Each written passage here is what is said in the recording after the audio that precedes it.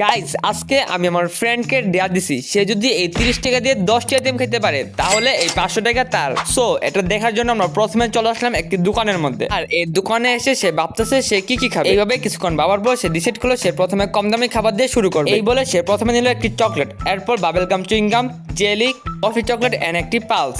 এভাবে দেখতে দেখতে সে 10 টাকা দিয়ে 5টি আইটেম নিয়ে নিল।